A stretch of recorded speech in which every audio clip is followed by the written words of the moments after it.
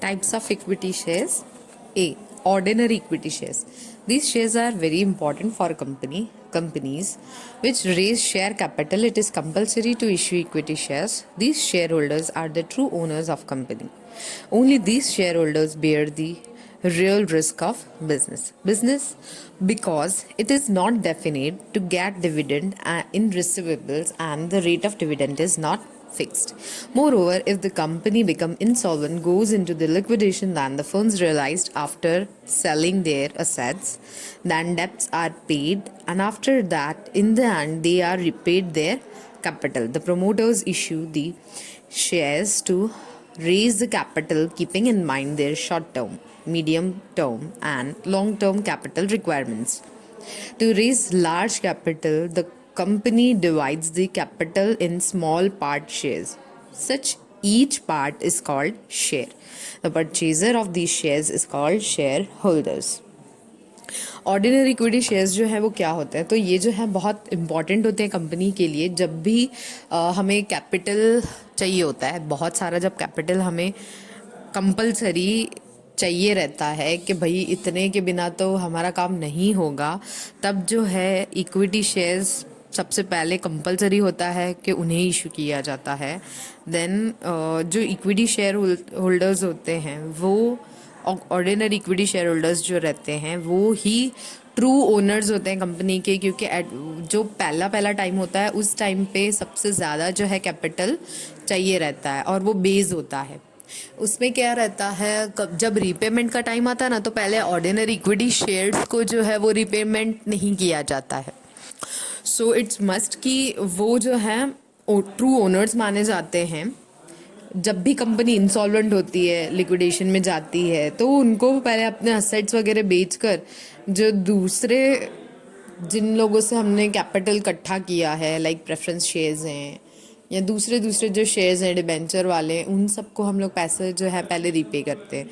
उसके बाद बारी आती है लास्ट में इक्विटी शेयर होल्डर्स की. इस तरीके से कैपिटल जो है हम कलेक्ट करते हैं. लॉन्ग टर्म रिक्वायरमेंट हो, शॉर्ट टर्म हो, मीडियम टर्म हो, तो इस सारी रिक्वायरमेंट्स जो है हमारी वो फुलफिल हो जाती हैं.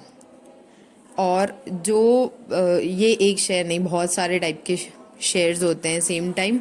लाइक इक्विटी शेयर है तो एक पार्ट पर्सन ए ने खरीदा, फिर बी ने खरीदा, फिर सी ने खरीदा. इस तरीके से जो पार्ट हम खरीदते हैं वो परचेजर को शेयर होल्डर कहा जाता है. Now B, sweet equity shares. Company allot shares to its directors, person working company who possesses special knowledge, and to the employees at discount or without consideration cash. Such shares are called sweet equity shares.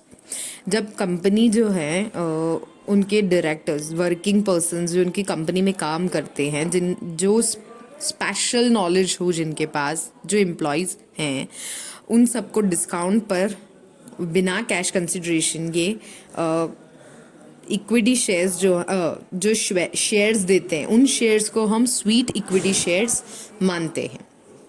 C, other equity shares. Other equity shares जो हैं वो दो type के होते हैं. First, equity share holders with voting rights, और दूसरे होते हैं equity share with different rights in relation of dividend having voting rights. एक वो होते हैं जिन्हें वोटिंग राइट दिया जाता है, उसके बाद वो उन्हें दिए जाते हैं शेयर्स, इक्विटी शेयर्स. और दूसरे होते हैं जिनके पास राइट तो होता है, उनका डायरेक्ट रिलेशन जो है डिविडेंड के साथ होता है. एक वो टाइप के होते हैं. Preference shares meaning, the shares having first right to receive dividend from company's profit at the time of liquidation of company have first right for getting repayment of such capital shares is called preference shares. वो shares जिनको first right दिया जाता है dividend का, सबसे पहले company अगर profit करती है तो प्रेफरेंस शेयर को जो है वो डिविडेंड मिला जाता है, इसीलिए उनका फर्स्ट राइट होता है वोटिंग का भी. और जब कंपनी अगर उसका लिक्विडेशन हो जाता है, मतलब कंपनी जो है इंसॉल्वेंट डिक्लेयर हो जाती है, उस टाइम पर भी सबसे पहले पैसे जो है वो प्रेफरेंस शेयर होल्डर्स को ही दिया जाता है. Characteristics, dividend, preference share holders have first right to get dividend at fixed rate. Dividend का जो रेट है वो फिक्स रहेगा, वही उनको सबसे पहले मिलेगा। उसके बाद right to vote, preference share holders have right to vote for matter relating to the interest only. Preference share holders को राइट दिया जाता है कि वो वोट करें। ये भी डिपेंड करता है कि उनको अगर इंटरेस्ट हो तो वो इस चीज़ को लेकर और वोटिंग जो है कर सकते हैं, otherwise if they are not interested तो वो नहीं करे तो it's fine. Third point, preference, the investor preferring to buy this type of shares as they like to have a steady fixed income and security of their capital। अब इसमें ऐसा है कि प्रेफरेंस ताकि कौन से टाइप के शेयर्स वो खरीदना चाहते हैं, जो स्टीडी हैं, फिक्स्ड इनकम वाले हैं, सिक्योरिटी हो जिसमें कैपिटल की, वो वाले लेना चाहते हैं, कौन से लेना चाहते हैं वो भी मैटर करता है। Then fourth point is market price. The price of these shares usually remains steady only when there is a change in rate of interest than their market price changes।